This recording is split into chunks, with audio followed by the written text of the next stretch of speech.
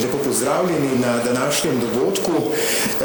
Prav veliko veselje nam je lahko, da lahko danes med nami pozdravimo dva visoka gosta, seveda predsednika Vlade Republike Slovenije in predsednika stranke Svoboda, doktorja Roberta Goloba.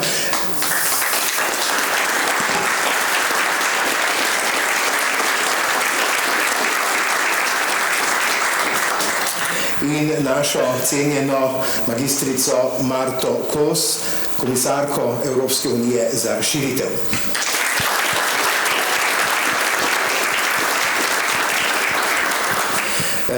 Danes ne bom v vlogi poslanca ali podpredsednika odbora za zunanje zadeve, ampak v vlogi moderatorja, pa nič narobe, zato ker se vprašanja pravzaprav pokrivajo tudi z našim delovnim področjem.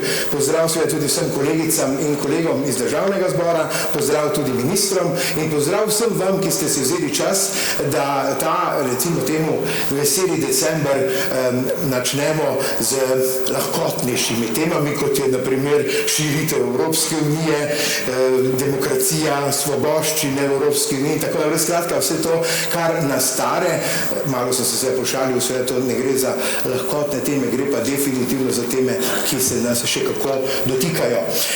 Srečujemo se namreč v trenutku, ko je Evropska unija in zelo seveda tudi vsi mi, vse države, članice Evropske unije, ko pravzaprav išče svojo novo vlogo v svetu, ki se v zadnjem času precej spremenil.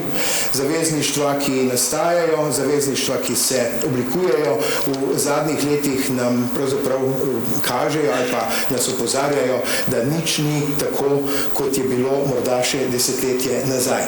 In prav zaradi tega bi današnji pogovor zaokrožili v treh vsebinskih sklopih in sicer bi najprej morda spregovorili o širitvi Evropske unije in geopolitični dinamiki, ki to širitev diktira, o demokraciji, vlogi Slovenije, tudi v liberalizma v Evropi in na koncu morda še razmislek, tam bomo povabili seveda k vprašanjem tudi vse vas, spoštovano občinstvo, kakšno Evropo si želimo, morda čez 5-10 let, takrat, ko se bodo, upajmo, ti konflikti, ki jo zdaj intenzivno zaznamujejo, tudi umirili in končali. Tako da bi zdaj resnično začeli, upam, da ste pripravljeni, vprašanja upam, da bodo tudi zanimiva in da vas bodo morda tudi spodbudila k lastnemu intimnemu razmisleku in premisleku o tem, v kakšni Evropi si želimo živeti in koliko lahko sami kot državljani Republike Slovenije prispevamo za to, da bo ta Evropa po naši meri. Tako da bi zdaj najprej komisarko poprašal, kakšen je njen pogled na situacijo, v kateri se je znašla Evropa po ruski invaziji in kakšno je po vašem mnenju zdaj diskurs ali pa narativ širitve Evropske unije, ki ni več zgolj tehnični projekt, kot je bil to morda še leta nazaj, ampak postaja tudi geopolitični in geostrateški. Jaz mislim, da sem vam prav po Koroško, zdaj si pa začne čisto v ohok Sloveniji, če govori. Zdaj si rekel, da lahko. To pa zdaj mi pa prav, zdaj sem zmeden, jaz imam govor napisano v Koroščini, jaz ne vem, če še znam slovensko. Bojo naši kolegi dali podnapise, če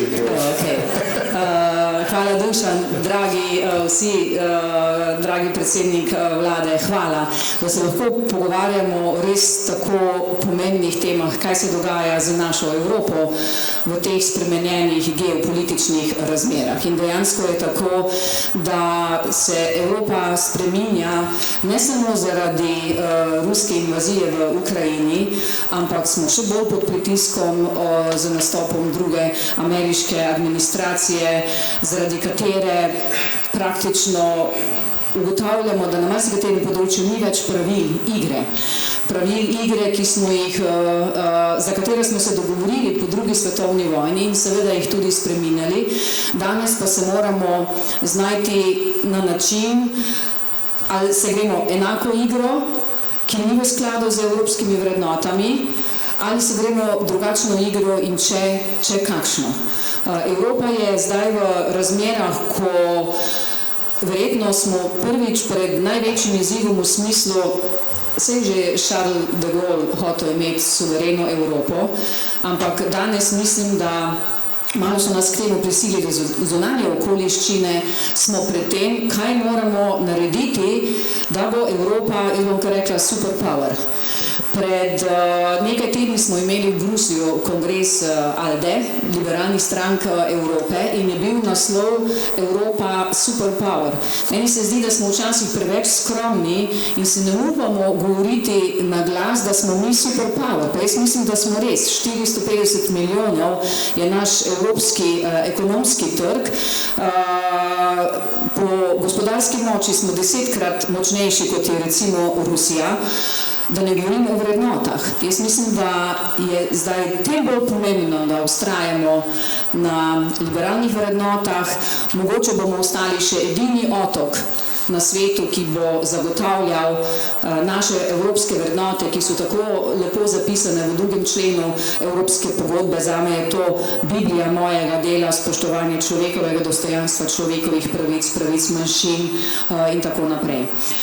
Je pa res, da pa ni enostavno. Namreč soočeni smo s tem, da se spopadamo z avtokrati, ki želijo naši Evropski uniji škoditi ali jo celo uničiti.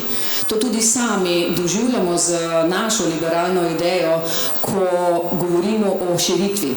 Mi smo prvič v zgodovini pred tem, da širitev ne poteka samo na relaciji Evropska unija in države kandidatke, ampak imamo zunanje destruktivne sile, ki želijo, da nam ne bi uspelo. Recimo, septembra so bile v Moldaviji parlamentarne volitve. Rusija je za to, da bi odvrnila Moldavijo z evropske poti, porabila 300 do 400 milijonov evrov. Pa smo jih premagali. Če rečemo v tem smislu, ampak niso edina država, kjer so aktivni. Vemo, da so recimo enaka družbena omrežja ali račune uporabljali na volitvah v Romuniji, na volitvah na Poljskem. In v zvezi s tem mogoče lahko kasneje več rečemo, ali smo v Sloveniji pripravljeni na to, da lahko imamo hibridno vojno, ki bi z določenimi nameni, ne samo iz Slovenije, ampak tudi iz tujine, želeli preprečiti, kar se bo pač zgodilo na volitvah. Je pa res, da je pa to velika priložnost za Evropo in tu bom potem končala. Namreč marsikdo pravi, ja, pa Evropa ne sedi za mizo skupaj z Američani, pa Evropa nima nobene moči. Veste, največji premiki v zgodovini Evropske unije so se dogajali v času kriz. Ko smo imeli krizo prehrane ali kmetijstva, v 60. letih smo oblikovali skupno evropsko kmetijsko politiko. Ko smo v 80. letih imeli ekonomsko krizo, smo oblikovali skupni evropski trg. Ko je bila finančna kriza leta 2008, smo začeli oblikovati monetarno in denarno unijo. Zaključila bom pa s tem. Evropa ni zgolj in samo ekonomski projekt. Drži, da ko je Slovenija se vključevala v Evropsko unijo, smo gledali naše članstvo pretežno skozi ekonomska očala. Ampak Evropska unija je projekt miru in je projekt svobode. In danes, bolj pomembno kot kadarkoli prej, prosim, če hočete danes vsaj eno sporočilo odnesti domov, je to moje sporočilo. Evropska unija je projekt miru, svobode in blaginje, lahko bi rekli tudi varnosti. Pozabili smo na mir in pa na svobodo. Zato je danes, ko se pogovarjamo o širitvi, zato sem tako vznemirjena, zato vedno pravim, da imam najboljšo službo na svetu, hvala Robert, zaradi tega, ker delamo na projektu združevanja Evrope. Nikoli nam še ni uspelo. Zdaj pa smo pri tem nam bo. Zakaj? Da zagotovimo mir in svobodo. Nikoli na ozemlju Evropske unije ni bilo vojne, bila pa je na ozemlju Evrope. Žal tudi v Sloveniji, še hujše, bistveno kasneje. Tako da ne bi mogli izbrati boljše teme za ta pogovor. In ni res, veste, da moramo zdaj o tem se pogovarjati samo politiki ali tisti, ki se na to spoznajo. Veste, mir je nekaj, kar mora biti v našem občem interesu. Kaj nam pomaga blaginja, če ni miru in če ni svobode. In večkrat so nam jo že okrnili in je čas, da res poskrbimo za to, da bo trajala in se okrepila. Zdaj sem romantično malo, ampak je tudi dovoljeno. Vse romantika je tudi ena od tistih priložnosti, ko so sanje dovoljene. Nam so sanje v zadnjem obdobju sicer nekoliko pokvarile razmere po svetu, ampak še vedno se mi zdi, da so te evropske sanje tisto, kar pravzaprav druži vse evropske narode, vse evropske države in tega si pač ne moremo dovoliti vzeti. Hvala lepa, Marta, za ta uvodni odgovor ali pa uvod. Zdaj, sama si dejala, da je Evropa pod mnogimi vplivi oziroma pred mnogimi tudi izzivi, tako znotraj kot tudi od zunaj. Zato zdaj vprašanje za našega predsednika vlade, ki je v tem mandatu pokazal izjemno aktivnost na mednarodnem področju, kar mislim, da nas lahko vse dela zelo ponosne in tudi hvaležne, ker je Slovenija v zadnjih 3 letih pokazala, da je evropsko usmerjena, demokratična in predvsem tudi glasna in odločna država takrat, ko gre za kršitev človekovih pravic, ko gre za kršitev svoboščin in tudi ko gre za seveda tragedije, ki jih doživljajo naši ljudje, kjerkoli že po Evropi ali pa seveda po svetu, Bližnjem vzhodu, Ukrajini in tako naprej. Zato bi vas, spoštovani predsednik, zdaj vprašal, kako vi sami doživljate svojo vlogo, posredno seveda tudi vlogo Slovenije, pri srečevanju z vašimi evropskimi sogovorniki, ko jim skušate na nek način predstaviti, lansirati svoje poglede, svoje ideje in poglede seveda tudi nas. Hvala lepa in najprej tudi z moje strani lep pozdrav. Jaz bi mogoče nadaljeval tam, kjer je že Marta zastavila zelo dober kurs, in to je, da je glavna moč Evrope kot take je v ideji in v vrednotah. Ideja Evrope je tista, ki navdihuje vse tiste, ki so zunaj in si želijo noter. In ideja Evrope je tista, kar tudi, ko se srečuje s predstavniki širom sveta, iz tako imenovanega globalnega juga, kar nam na nek način celo očitajo, da smo sami pozabili na svoje vrednote v soočanju s svetovnimi krizami. To je zelo zanimivo, ko to slišiš od, naprimer, nekoga iz Afrike ali pa Latinske Amerike. Ta ideja Evrope kot izvora, ali pa če hočete svetilnika na področju človekovih pravic in prava, je tisto, kar bi moralo ves čas ostati kot ideal. Seveda je pa res, da se to glede na zunanje okoliščine, ki niso naklonjene nikomu v tem trenutku, začelo spreminjati. Tako kot pravi Marta, celotna povojna ureditev je temeljila na pravilih, na mednarodnem pravu, tudi na humanitarnem pravu, in v zadnjih 4 letih je prišlo do sistematičnih kršitev strani vsaj 2 držav, večje konfliktov po svetu, pa vsaj 2 držav v naši, interesni sferi, kjer se je odstopilo in to sistematično od teh pravil. Kaj lahko naredi Evropa? Evropa je vedno nastala zato, da bi preprečila vojne. To je bil ključen razlog, zakaj je Evropa sploh nastala. Poskušala je pa preprečiti bodoče vojne na evropskih tleh skozi ekonomske mehanizme. Spravi, uporabljalo se ekonomijo in blaginjo. Blaginja je bilo orodje, ne končni cilj. Orodje, s katerim dosežemo, da bo večen mir. In jaz mislim, da tega ne smemo nikoli pozabiti. Ker če to razumemo in ponotranimo, da je temu Evropa namenjena, potem to priteljuje tezi, da ni bilo nobene vojne na nivoju Evropske unije, da moramo Evropsko unijo širiti, če želimo zavarovati mir v Evropi kot taki. Države, ki bodo vstopile v Evropsko unijo, prav vstop je najboljši garant za mir na tem področju. Če se zdaj vrnem na Slovenijo, v resnici, veste, to majhna pa velika, to je relativno. Mi se včasih počutimo, ko rečemo, Slovenija je majhna, jaz poznam države, ki jih mi ne smatramo kot majhne, pa isto rečejo. Mi smo majhni, Belgija bo rekla, da je majhna, Nizozemska bo rekla, da je majhna, Finska bo rekla, vsi bojo z tega, ampak države, ki smo majhne, smo v resnici najbolj zainteresirane za to, da se ta pravila dejansko držijo. Velikim je vseeno, oni lahko spreminjajo svet po svoji podobi, mi smo pa tisti, ki si želimo, da svet ostane urejen, ker potem je lahko tudi mir ima svojo priložnost. In konsistentno zagovarjati ravno to, da imamo enotna merila do vseh konfliktov in do vseh držav, ne glede na bližnjost, oddaljenost, ne glede na njihove trenutno vodstvo, poudarjam trenutno vodstvo ali voditelja, ampak enaka merila.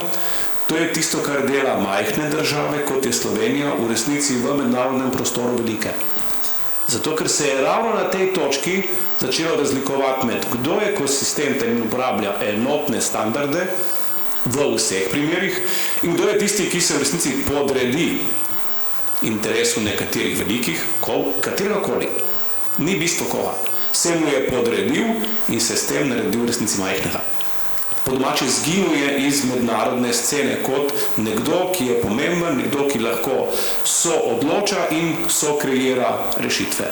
In ta konsistentnost, ki smo jo zagovarjali in te enotne standarde, ki jih imamo do vseh konfliktov po svetu, je bila prepoznana.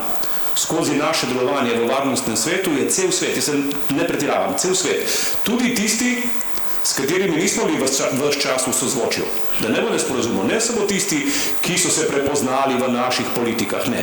Tudi vsi ostali so nam pripoznali ravno to, da smo ena redkih držav, evropskih, žal, ki smo s konsistentno zunanjo politiko v resnici dvigovali ugled Evrope.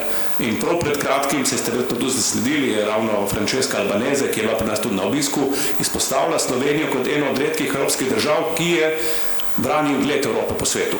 In je to res, to ti povejo, kamorkoli prideš na mednarodno sceno, ti to povejo vsi. Politiki, beri voditelji ali pa tisti, ki so v službah mednarodnih organizacij. In zato zasledovati to dvoje, kako do miru, na eni strani, na drugi strani pa konsistentnost pri branjenju mednarodnega prava, se mi zdi, da je prav za majhne države eksistencialnega pomena.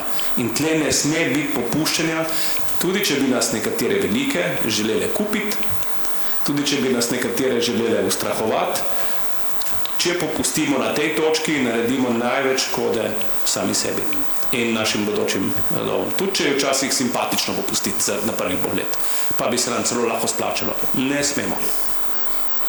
Lahko tu samo dodam, recimo, ko smo študirali ruske narative v Moldaviji, v grobem rečeno trije, ki jih uporabljajo v mnogih državah kandidatkah. Vojaški narativ pomeni, če boste šli po evropski poti, boste imeli vojno, kot je v Ukrajini, druge ekonomske narave, če boste sprejeli evropski denar, se boste zadolžili in boste odvisni od Evrope. In tretji, zelo perfidni način, če boste šli v Evropo, boste izgubili identiteto. Tako zelo mi je koristilo v Moldaviji, da prihajam iz države, ki je manjša kot je Moldavija, po številu prebivalcev, po številu kvadratnih kilometrov, kjer sem lahko potem, mi smo res, nisem imeli tipičnih misij potem v Moldaviji, recimo 3 dni, kjer sem prečesala celo državo po dolgem in počez, da smo se borili proti temu narativu, da bodo izgubili identiteto in uporabljala Slovenijo. Slovenija je s tem, ko je članica Evropske unije, je naša identiteta še bolj zaščitena. Mi kot majhna država, tudi naš slovenski jezik je uradni jezik Evropske unije. Najbolj pa je, če rečem po domače, zažgala moja zgodba o krajski klobasi, da smo še zanjo šli boriti na sodišče. A veste, kako jim povedati, ko jih je strah, ja, pa naše jedi, pa zdaj bojo vsi, pa to se nekaj... Ne, vi od vaših rokah je, in ko povem zgodbo, da smo šli na Evropsko sodišče in da smo zmagali in da smo dobili potrditev, da je krajska klobasa res slovenskega izvora. To je naša identiteta. Najbolj še ne vem, kako smešno, ampak ja, Evropa pomaga zaščititi stvari, ki so pomembne nam. Zdaj, če bi moja ekološka sorojakinja omenjala Mežerli, bi verjetno še več, bi bilo kar z nekaj zmede. Ne bi drugi razumeli. No. Tako, ja. Hvala lepa obema za te odgovore. Zdaj, mene res ena stvar me pravzaprav intrigira v vsem tem času, tako različne kot so evropske države, tako različne kot so tudi vlade. Večkrat slišimo kritiko, kakšna je sploh skupna evropska zunanja politika, politika, ko pa se včasih ne moremo uskladiti o zunanje političnih vprašanjih niti doma po vseh državah Evropske unije. In me res zanima, kakšno, to pa zdaj za oba, morda razmislek od obeh, kakšno Evropo vidita po tej širitvi, zdaj, če razmišljamo o tako imenovani, če sem jo prav poimenoval, recimo Blejski zavezi Šarla Mišela, nekdanjega predsednika Evropskega sveta, da bi morala biti Evropska unija in vse njene države članice, aspirantke in kandidatke do leta 2030 pripravljene za vstop oziroma za širitev. Kakšno Evropo morda vidita sama po tej širitvi, zdaj naslednji, ki bo kar obsežna, v več smislih obsežna, ali vi vidite kot Evropo dveh krogov, pri katerem se eden vrti pač hitreje, drugi nekoliko počasneje, ali dejansko ta ideja, iz katere je vzniknila Evropska unija, liberalizem, svoboščine, to tako ali tako, pa tudi, kot je predsednik predejal, enotni trg in blagostanje in blaginja, bi to veljalo za vse članice enako. Najprej na temo širitve. Jaz mislim, da pri širitvi gre za dva fenomena. Na eni strani imamo Zahodni Balkan, kjer je praktično, tudi če bi celoten Zahodni Balkan bil v stanju, pa žal še ni, za vstop v Evropsko unijo, to ne bi zamajalo sedanje evropske ureditve. Po domače, pod enakimi pravili, kot že veljajo, bi se lahko vse članice, vse kandidatke Zahodnega Balkana včlanile in v resnici ne bi bilo potrebno narediti nekih notranjih reform z vidika načina delovanja. Pustimo, da bi kdo godrnjal, da so spet majhne članice vmes, ampak to je manjši detalj, ki ga s kvalificirano večino se da urediti.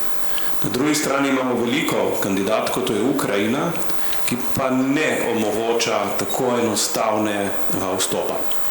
In ravno zaradi tega, ker imamo ta dva sistema in ker se kaže, da bo najverjetneje v naslednjem krogu ena ali dve majhni, pa ena velika, tiste, o katerih se bomo pogovarjali, ja, bo potrebna tudi, in to je tudi na Bledu bilo takrat jasno povedano, da se bo morala ne samo od kandidatke, ki se morajo prilagoditi in spremeniti, tudi Evropska unija bi se morala prilagoditi in spremeniti.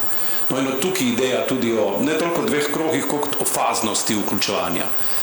Ko se je Slovenija vključila, je šlo vse naenkrat, zdaj po novem, sploh v primeru Ukrajine, bo to nemogoče, to že vemo, in zato bo najverjetneje ta sistem faznosti veljal za vse kandidatke nove, kar konec koncev ni nujno, da je kaj slabega, ker bi to moralo v resnici pohitriti sam proces oziroma odpraviti bojazni pri tistih članicah, ki imajo še danes dvome v katerokoli od kandidatk.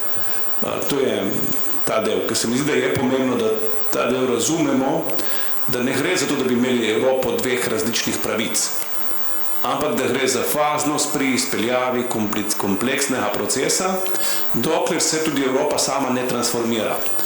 Te transformacije bodo morali tudi v več smeri. Če samo poenostavim, tako kot je rekla Marta lepo, vsaka kriza je dala svojo skupno politiko in zdaj prihajamo na področje zunanje politike in varnostne politike. Ampak sedanji mehanizmi niso ustrezni za to. Morali bomo priti do konsenza o spremembi notranje strukture Evropske unije na teh dveh področjih. Šele potem bomo lahko izpeljali vse nadaljne ukrepe, vključno z dokončnimi vključevanji teh kandidat, ki jih imamo. Omenil si leto 2030. Mnogi citirajo to, kar si ti naredil tudi, ampak drugi del je pomemben tudi njegovega citata, je namreč ta, ampak države kandidatke morajo biti pripravljene. Danes se soočamo s širitvijo kot geopolitično nujnostjo na eni strani. Če bi upoštevali samo geopolitično nujnost, bi bilo najboljše, da bi vse države kandidatke jutri sprejeli v Evropsko unijo. Ampak ne delujemo tako. Spomnim se, ko sem bila februarja na Münchenski varnostni konferenci in sem se pogovarjala z enim od ameriških kongresnikov, ki je jasno dal vedeti, da Ukrajina ne bo mogla postati članica zveze NATO, da pa naj postane čim prej članica Evropske unije. In mi je rekel, kdaj bo to možno, pa pravim, ne vem, tam 2030 ali kasneje. Pa je rekel, komisarka, ampak jaz res ne razumem. Če je to pomembno za vas, zakaj ne vzamete jutri? In zdaj pa catch. Ne moremo vzeti nobene države medse, ki nas bi oslabila, ampak nas mora okrepiti. Pomeni, ne moremo vzeti kandidat, ki ne spoštujejo vladavine prava, človekovih pravic, človekovega dostojanstva in še bi lahko naštevala.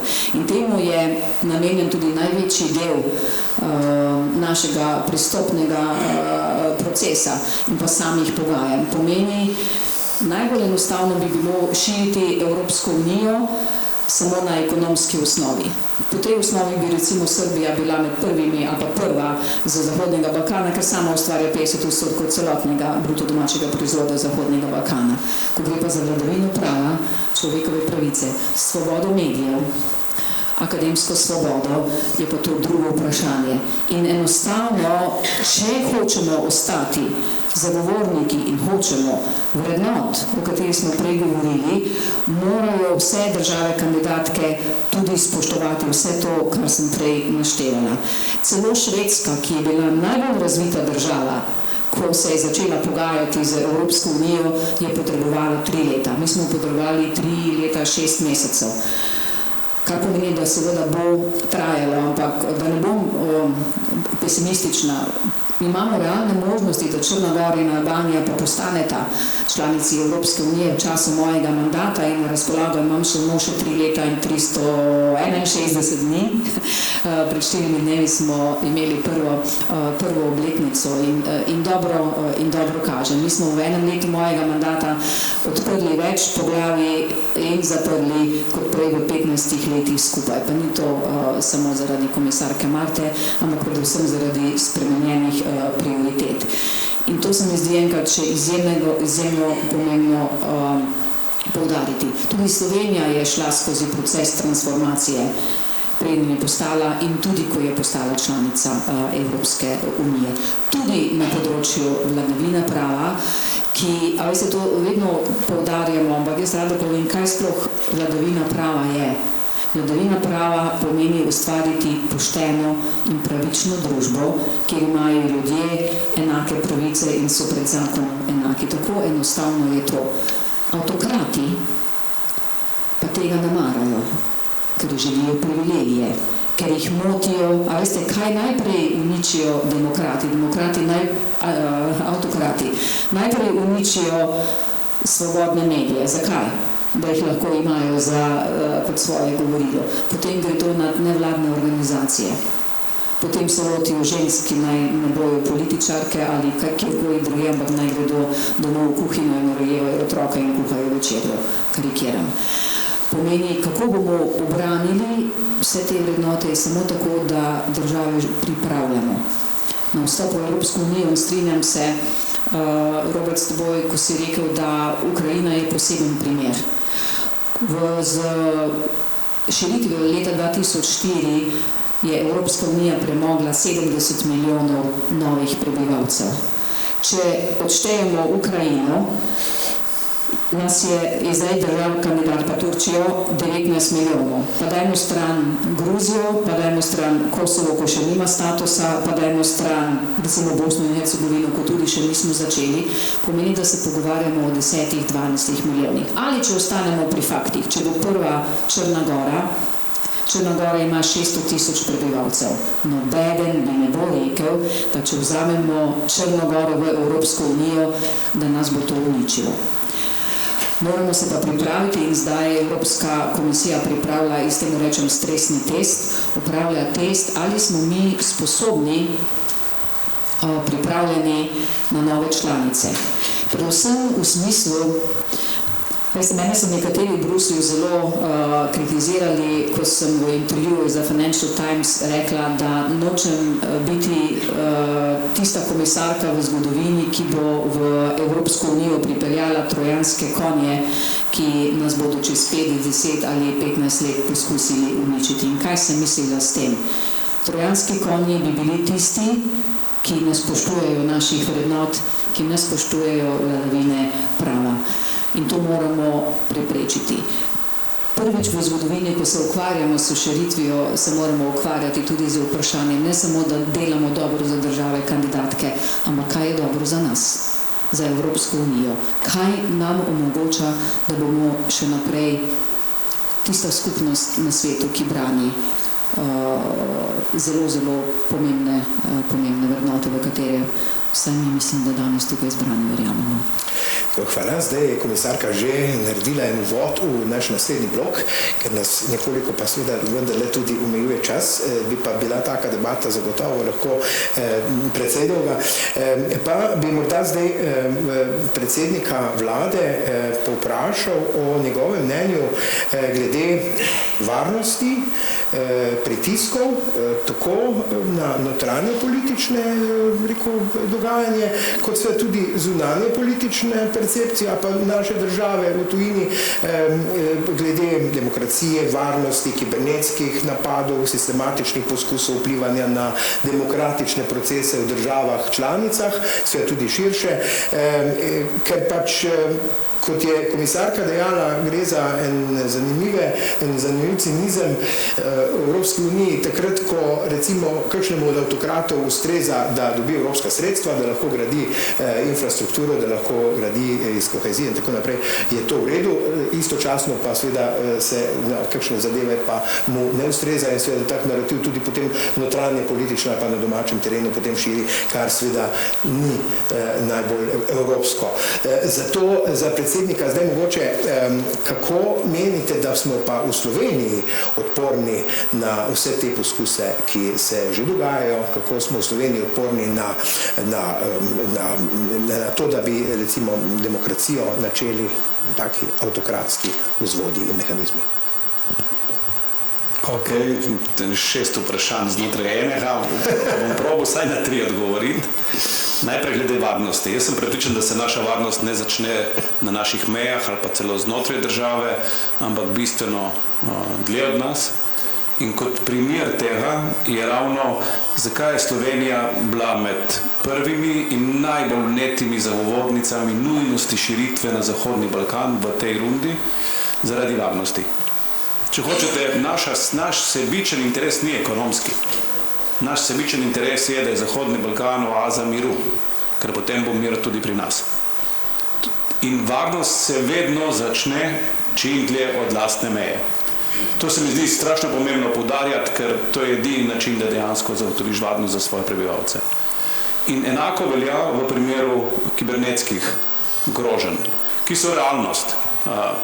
Jaz vam bom dal 2 primera. Ko smo v Bruslu se o tem dosti pogovarjamo in recimo belgijski premier iz znanih razlogov pove, da imajo v Belgiji na teden vsaj 3, ampak res, vsaj 3 velike hekerske napade, ko podjetja direktno IP iz Rusije ukradejo podatke in izsiljujejo in pobirajo denar.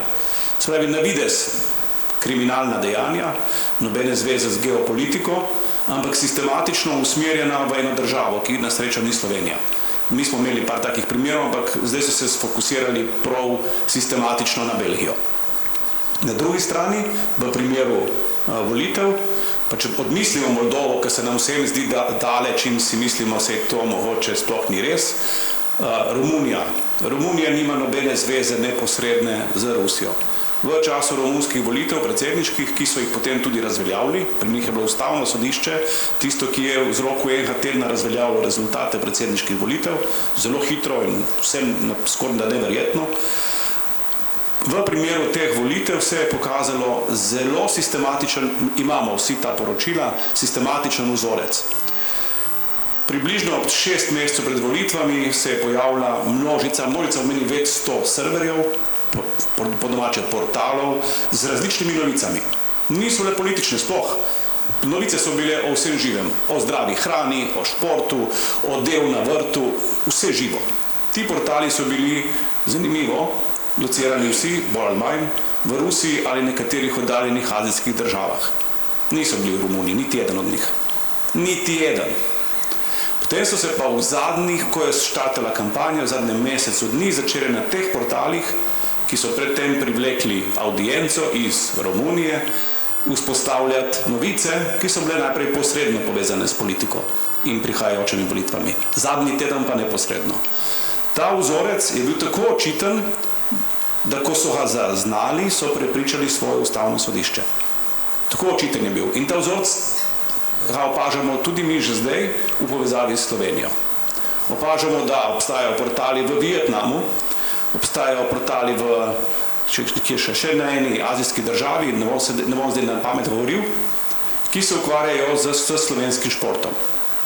Slovenskim športom. In to ne slovenskim športom samo najvišjega kalibra, ampak slovenskim športom nasplošno. To je način, kako na portal privlečeš zainteresirano javnost, ki noče slišati, poudarjam, noče vedeti o politiki, ampak želi biti v miru in zato gre na portal, ki je daleč stran od slovenskih portalov, kjer je preveč politike. Potem ti portali obrnejo zgodbo, ko se volitve približajo. Vedno se pokaže, da so ti portali usmerjeni do zdaj iz ene države, plačani iz ene države, in to je vedno in izključno Rusija, in to sistematično zgrajeni skozi čas. Ta vzorec je bil prepoznan v primeru treh držav, 2 članice Evropske unije, 1 pa kandidatka. Zakaj sem zdaj to povedal? Ne, ker bi hotel kogarkoli spravljati ta je pa hudoben, samo oni to počnejo. Ne, sej počnejo tudi drugi, ampak na drugačne načine. In ja, taki vzorci sem na eni strani prepričan, da se bodo dogajali tudi v času naših volitev in ne bodo samo stimulirani z zunanjim interesom, ampak tudi z notranjim. Ravno v primeru populističnih strank, katerihkoli, se je pokazalo, da z velikim veseljem sledijo tem vzorcem in jih tudi uporabljajo. In če boste kdaj videli, da največji opozicijski voditelj, ki si želi priti na oblast, slučajno na Twitterju tvita novice iz Vietnama, pa boste lahko razumeli, o čem vam govorim. Mi smo ga že najdli 3-krat. Kako je najdel portal, ki je iz Vietnama? A ni neverjetno? Ampak tako, da, ta grožnja je tukaj, je realna in se sistematično izvaja. Na nas je, koliko znamo prvič te vzorce prepoznati, jih razkriti, od njih tudi spregovoriti in potem tudi poskrbeti za to, da se ustrezno onemogočijo lažne novice, ki jih ti portali v zadnji fazi med ljudi potem tudi spuščajo. Poudarek je na lažnih novicah. To je prvo in ta druga stvar, ki je pri tem najbolj banalna tudi Slovenijo, ker je škoda, da tako je, mi imamo ta nesrečni volilni molk, ki ne more funkcionirati v takih primerih. Kdor se drži pravil, je v tem primeru avtomatsko prepusti zadnja 2 dni na milost in nemilost prebivalstvo natančno portalom iz tujine, ki so pripravljeni na to, da zasujejo ljudi s svojimi informacijami. Tako da o tem bi mogoče parlamentarci razmislili, da je mogoče zdaj cajt, da se da pobuda, da se volilni molk zaradi tega, ker se ga ne da. Ne, da se pritožujemo, zakaj ga nekdo krši, ampak da se ga enako vsaj odpravi z enim samim namenom. Ne zato, da bi bile volitve manj poštene, ampak zaradi tega, da so pravila enaka za vse. In da tisti, ki pravila spoštuje, ni že vnaprej sam sebi zvezal roke. V Romuniji se je ravno to pokazalo kot primer, ko so te portali, vsi iz Rusije, sistematično kršili volilni molk zadnja 2 dni in v zadnjih 2 dneh obrnili volilni rezultat pri mladih generacij. Mlado generacijo so spravili na volitve in je volila izključno samo enega kandidata, ki ga pred tistim živ Bog ni poznal, preden se je pojavil v kampanji. Tako da se obrniti, to je poanta. In če ne bomo znali ustrezno ukrepati, in zato pravim, moče za razmisliti o tem, da se na primer odpravi volilni molk, ker ga ne bomo znali kontrolirati in ustaviti. Še za enega drugega razloga, ampak če se lahko na to navežemo, pa tudi spet izkušnje Romunije, Poljske, ne moreš biti moderator, zdaj sva kar mi dvo vzela. Jaz se prilagajam, sem fleksibilen. Ne, ampak izjemno pomembna tema. Pred 2 tednima smo v Evropski komisiji sprejeli strategijo, reče se ji demokratični ščit. Skratka, je strategija, kako zaščititi našo demokracijo. Če bi mi kdo pred 15 leti rekel, da bomo imeli tak dokument, bi se mu smejala v smislu, kaj pa rabimo mi, saj naša demokracija je močna. Avtokrati delajo točno na tem in recimo, ko se je rekel zadnja 2 dni pred volitvami, v Moldaviji smo imeli primer, na dan volitev so Rusi poskušali onemogočiti izvedbo volitev. Hoteli so uničiti infrastrukturo za volitve in to bi delali ves čas. Če ne bi imeli na pomoč še drugih držav izven Evropske unije, nam verjetno ne bi, nam ne bi uspelo, ko se poosebljam. Pomeni, kako bomo zagotavljali poštene volitve. Mi smo razmišljali enako in tudi v Moldaviji. Zadnja 2 dni ali pa zadnji dan je volilni molk. Kako, če drugi napadajo.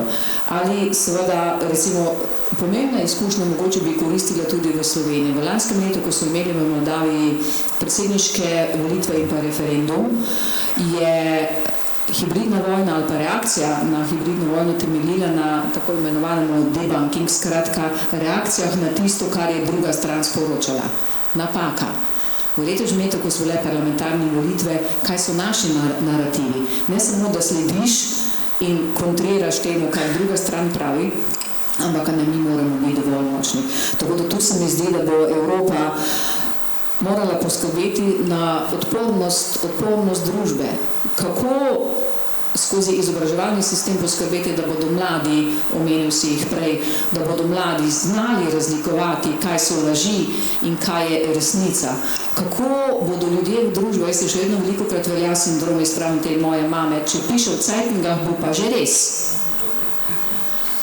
Pa že zdaleč ni več.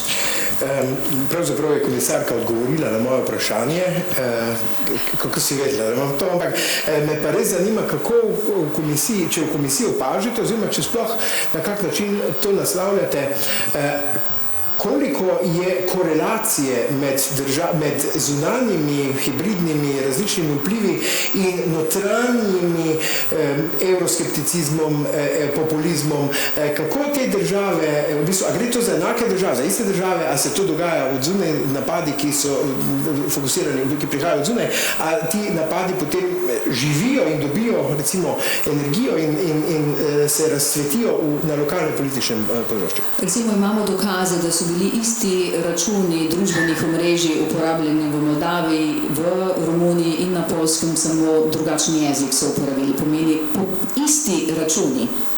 Enkrat imaš račun, spreminjaš jezik. Opazili smo tudi, recimo v Moldaviji, eden od največjih virov dezinformacije je bila ortodoksna cerkev, kjer so recimo, samo za ilustracijo, imela sem intervju in prvo vprašanje je bilo, komisarka, ali je res, da če bo Moldavija postala članica Evropske unije, boste porušili vse ortodoksne cerkve? Pa sem ostala prijazna, diplomatska in sem seveda odgovorila. Drugo vprašanje je bilo, ali je res, da bodo vsa naša mesta morala organizirati gejevske parade? Pa sem tudi stišnjeni že dni, ampak sem odgovorila. Tretje vprašanje pa je bilo, a je res, da mi ne bomo smeli več gojiti moldavskih prašičev in zajcev, ko bomo člani EU-ja? Pa smo nekaj zapanehajte, prosim, s takim vprašanjem. Potem je pa novinarka rekla, se opravičujem, se bi vam povedala na koncu. Ampak to so vprašanja, mi smo hodili po terenu, kakšne laži širijo, velikokrat ne tudi v tistem primeru ortodoksne cerkve, pa tudi sicer. Ampak pogledajte, spet sindrom moje mame. Moja mama bi pa mogoče pač verjela, da je temu tako, ker če župnik reče, karikiram, je pa res. Mene najbolj se bojim res tega. A veste, kaj delajo avtokrati? Avtokrati izkoriščajo naše demokratične standarde, da uničujejo našo demokracijo. Naš demokratični standard je, da imamo volilni molk, oni pa tam govorijo. Naš demokratični standard je svoboda govora in karkoli oni govorijo in se zlažejo in mi kritiziramo, rečejo, oprostite, se pa to je svoboda govora. Tako da še enkrat, oni izkoriščajo naše svoboščine, da nas uničujejo, kar je perverznost, pomeni, a veste, jaz sem slišala očitke, da kar smo mi delali kot komisija v Moldaviji, je vmešavanje v notranje razmere. Mar res? Je pa res, da smo se tudi mi spremenili. Spomnite se, ko je UK, ko je Velika Britanija izstopila iz Evropske unije, je veljalo pravilo znotraj Evropske unije, da se ne vmešavamo. Nič nismo rekli, niti tega nismo rekli, prosim, ostanite, radi vas imamo. To za me ni vmešavanje.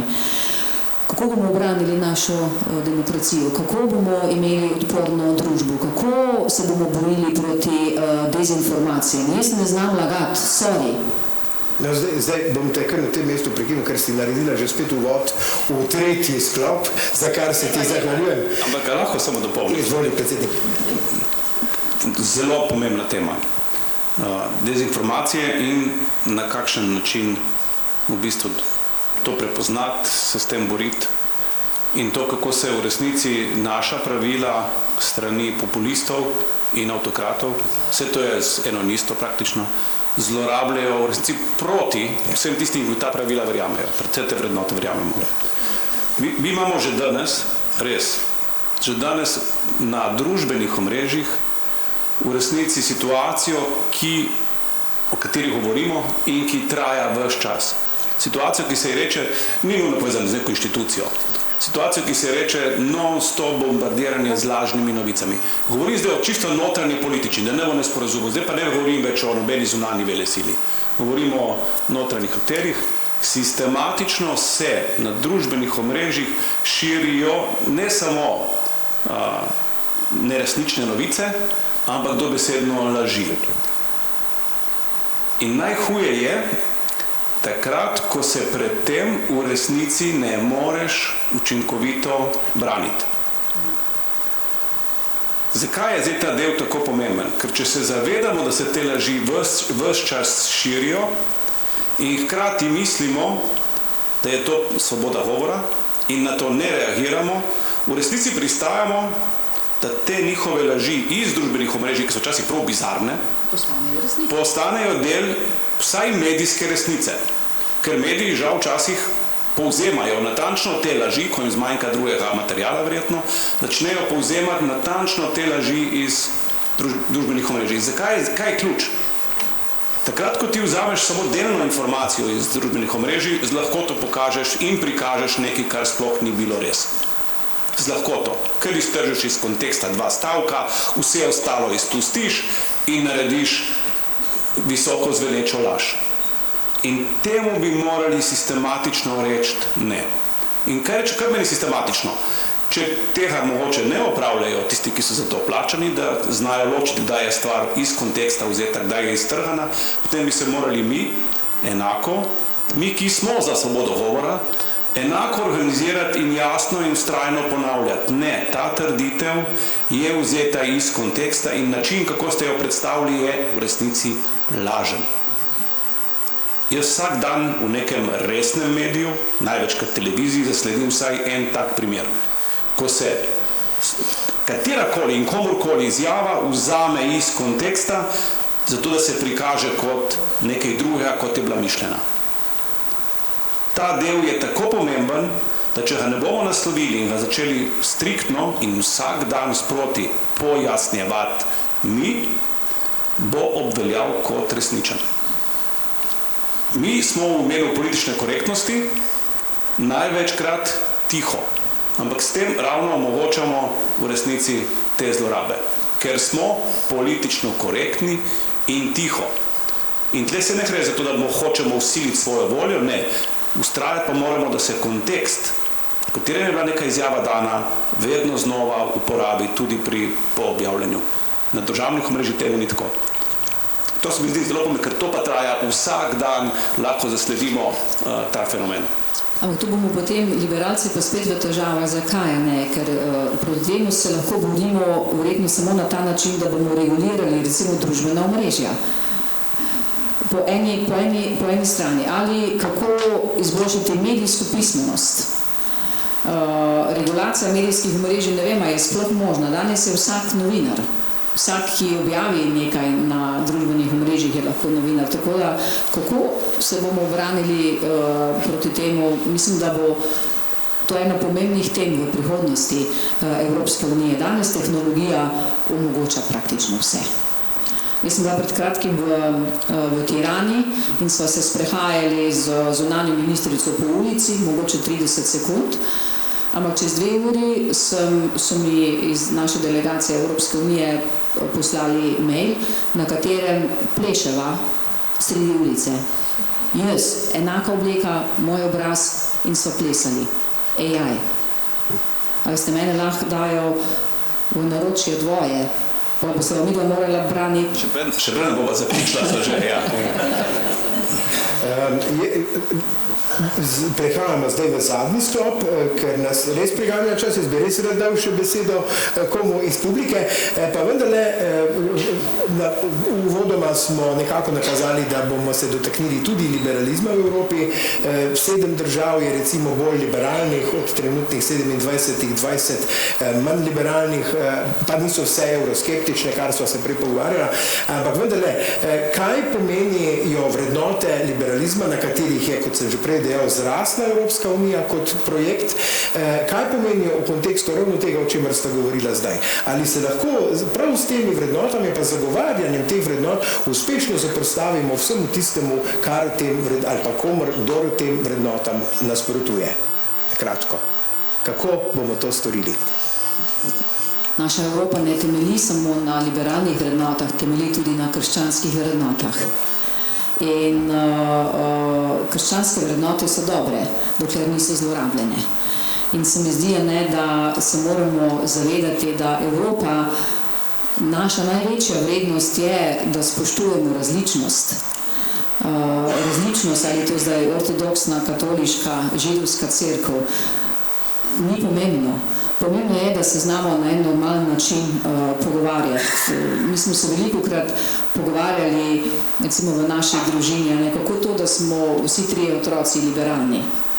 A sta nas ata pa mama tako vzgajala? Ne bi rekla. Jaz se pa najbolj spomnim, ko smo kdaj vprašali, kdaj pa moramo biti doma, recimo, ko smo šli zvečer ven in ata je vedno rekel, ti že veš.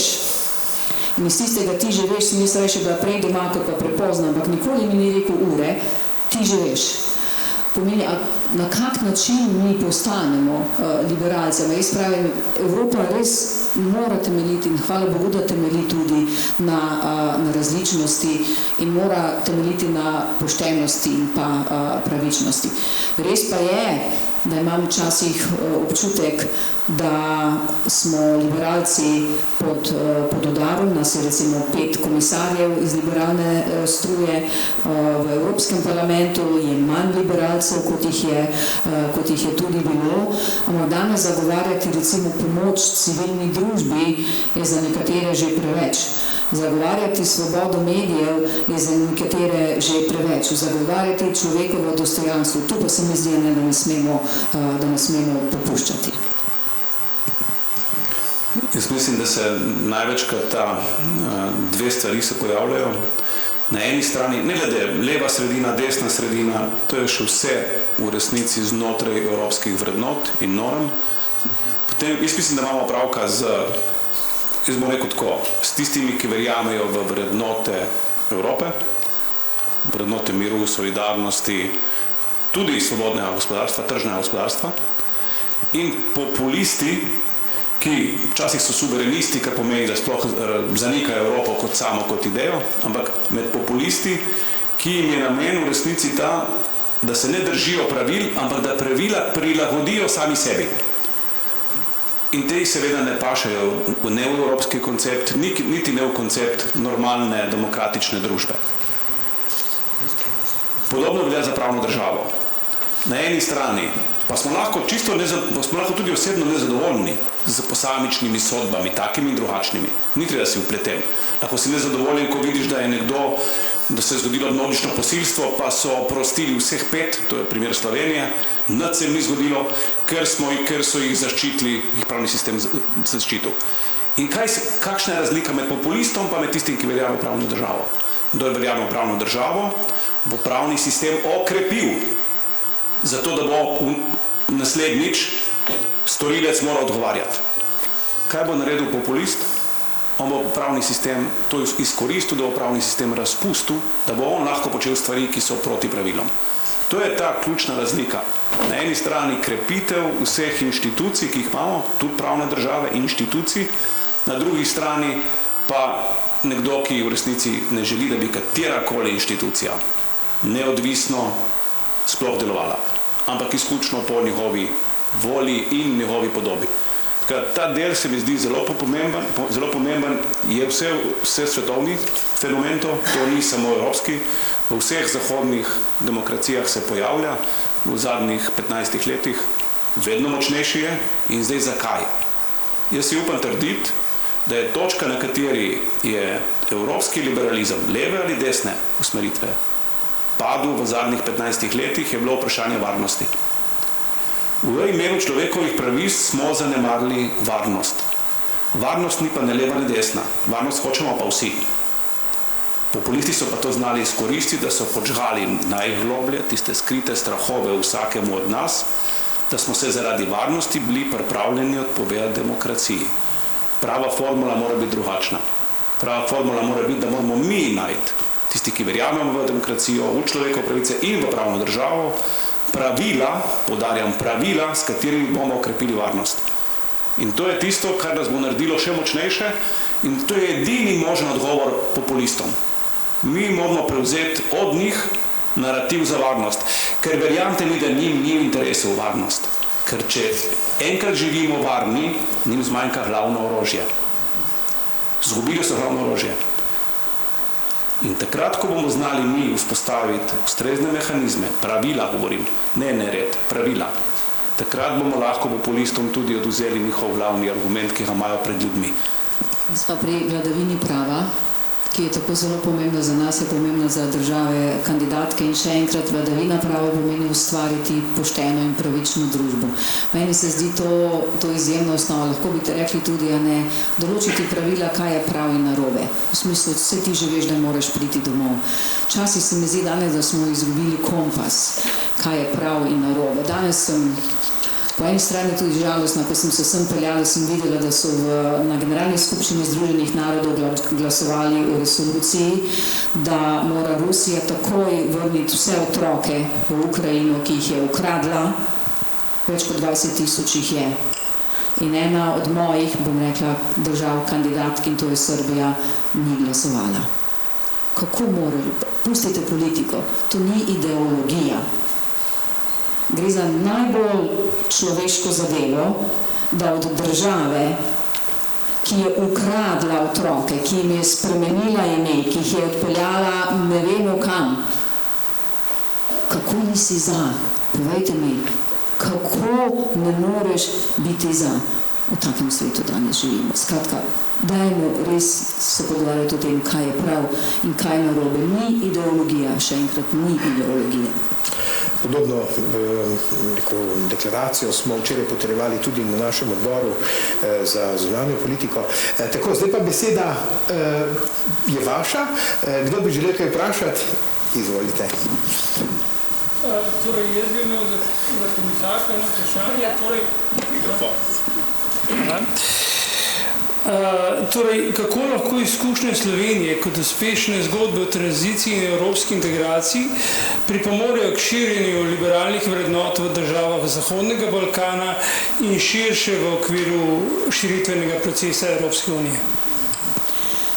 Slovenija ima v državah kandidatkah na Zahodnem Balkanu zelo visok ugled.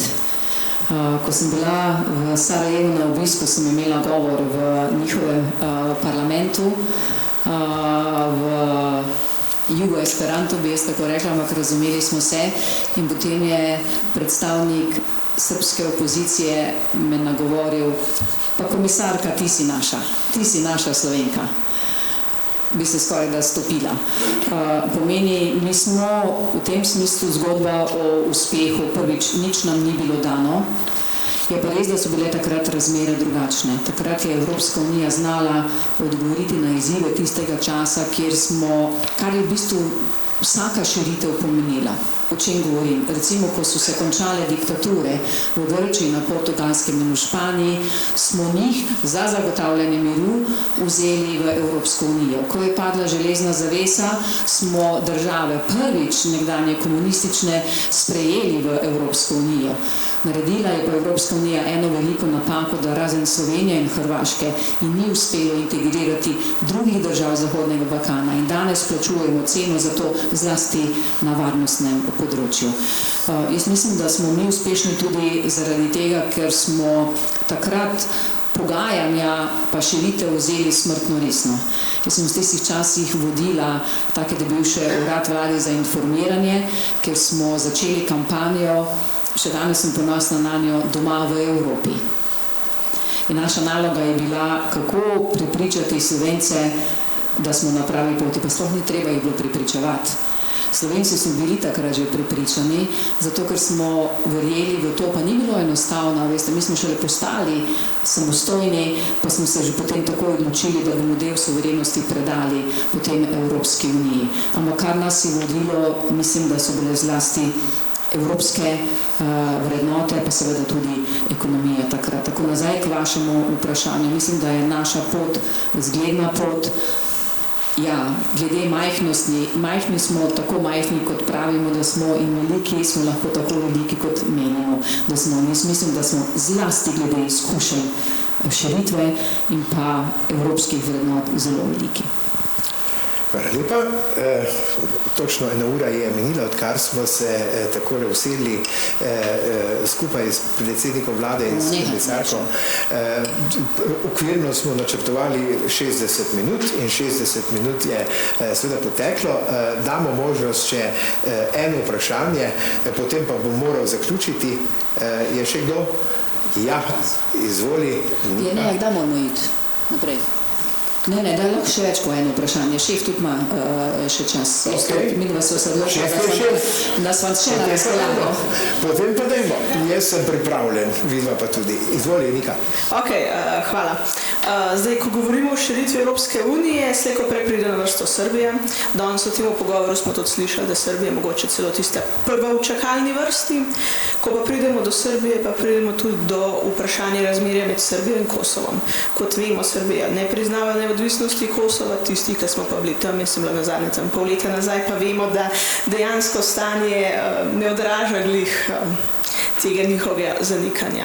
Tako da imam vprašanje za oba v bistvu, kakšne so pravne politični aspekti morebitne pridružitve Srbije k Evropski uniji iz vidika odnosa med Srbijo pa Kosovom, pa me zanima pogled Evropske unije pa pogled Slovenije na to tematiko.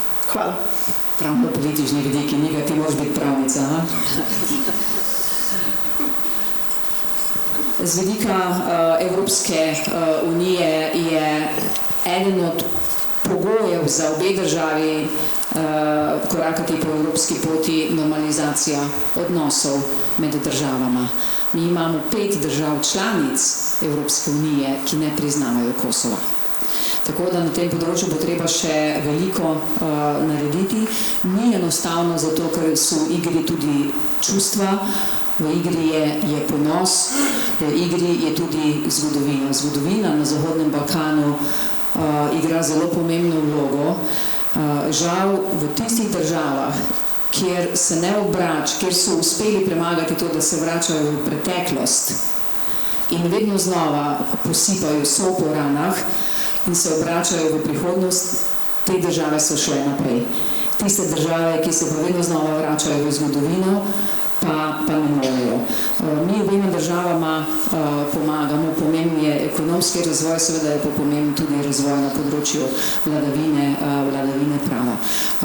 V zadnjem širitvenem poročilu, draga Nika, verjetno si videla, smo Srbijo opisali kot tisto državo, kjer je nazadovala na zelo pomembnem področju svobode medijev, akademske svobode, kar ni dobro. To je vendarle država kandidatka. Veste, od države kandidatke pričakujemo, da se temu primerno tudi obnaša. In Srbija se v marsikaterem pogledu ne obnaša kot kandidatka. Še predsednik? Torej, v idealnem scenariju bi se vse države Zahodnega Balkana skupaj vključile v Evropsko unijo, ker bi, verjamem, potem v pogojih blagostanja bili reševanje njihovih medsebojnih vprašanj manj obremenjujoči. To je idealen scenarij, ker pa živimo v realnem svetu, geopolitičnem. Bom vseeno delil eno stvar, ki sem jo dobil v Bruslju, oziroma v Bruslju ne strani komisije, da ne bo nesporazuma, ampak na sestankih Evropskega sveta, kjer so vsi ostali voditelji. Definitivno hočemo, nočemo, Srbija je najpomembnejša balkanska država. Tako je. In temu primerno se do nje tudi vsi, še posebej velike države, evropske, tudi obnašajo. Vsi si želijo imeti stabilno, mirno Srbijo in vsi si v resnici želijo, da bi Srbija prišla med prvimi v Evropsko unijo.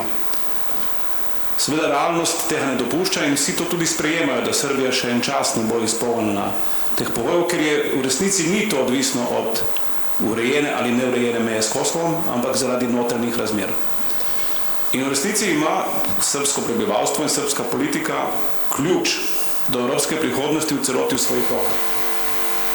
Poudarjam, ni stvar urejene ali neurejene meje s Kosovom, ki bi zavirala Srbijo, ker je enostavno geopolitično prepomembna za Evropo.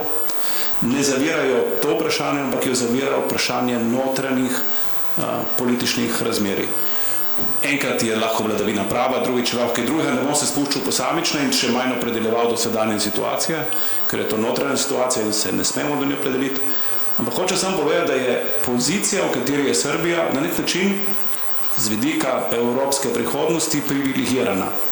Koliko bo pa to želeli v Srbiji uporabiti ali izkoristiti v svojo korist, to bo je spet odvisno samo od njih.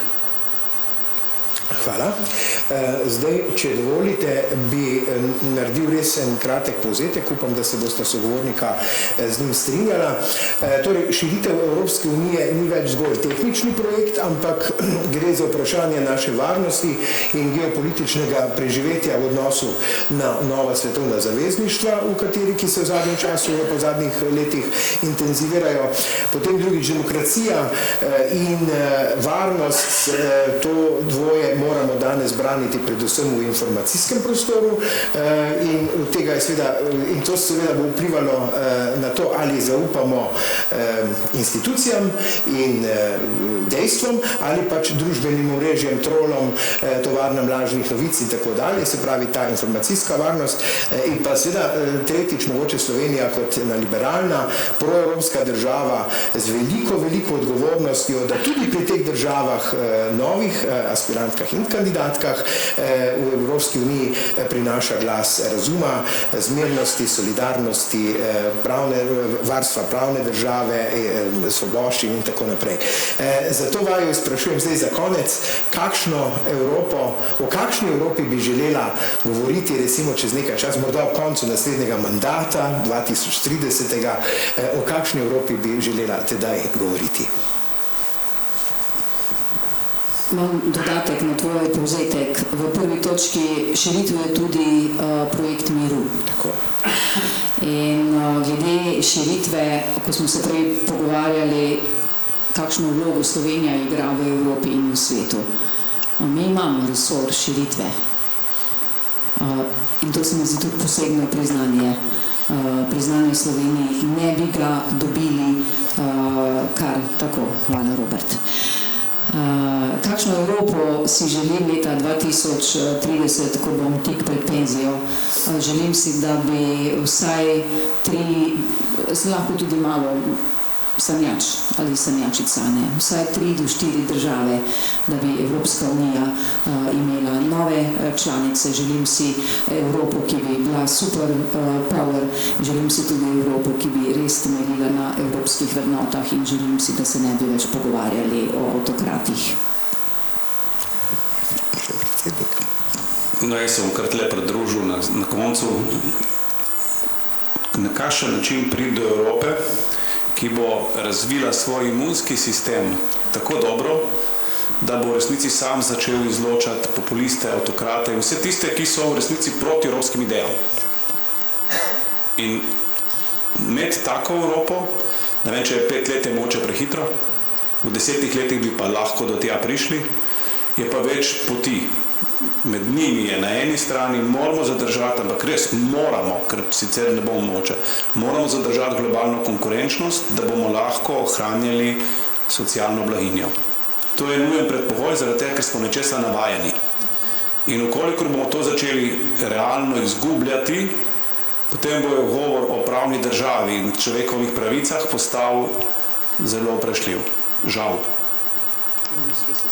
Zato imunski sistem, ki bo gradil na globalni konkurenčnosti, tudi na tehnološki suverenosti, jaz sem pač inženir, ne morem mimo tega, tudi na tehnološki suverenosti, posebej na področju informacij, kjer danes nismo tehnološko suvereni, šele ko postanemo tehnološko suvereni na področju informacijskih tehnologij, lahko obvladamo lažne novice. Danes, dokler to nismo, se to ne da. Nemogoče. In potem bomo lahko moče živeli v Evropi, ki bo imela socialno blaginjo, bo imela dovolj preverjene, kredibilne informacije in bo lahko učinkovito svoje vrednote ne uporabljala samo doma, ampak jih spet širila kot nekoč, ne samo v soseščini, ampak po svetu. In če nam to uspe, bo širitev nekaj, o čemer se sploh ne bomo pogovarjali kot nekaj izrednega, ampak bo to samoumevno in se bo zgodila na tej poti preobrazbe Evrope. Evo, to bi si jaz želel, da se zgodi. Hvala lepa obema sogovornikoma, predsedniku Vlade Republike Slovenije, dr. Robertu Golobu in komisarki Evropske unije za širitev, magistrici Marti Kos. En aplavz za njo zdaj.